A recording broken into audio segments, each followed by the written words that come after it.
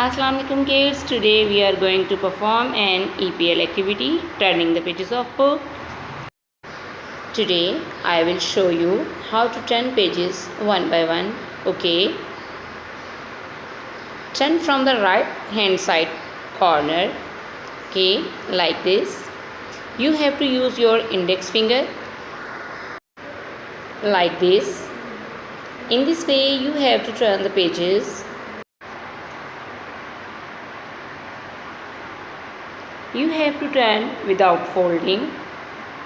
In this way, you have to turn the pages. You should not fold the pages.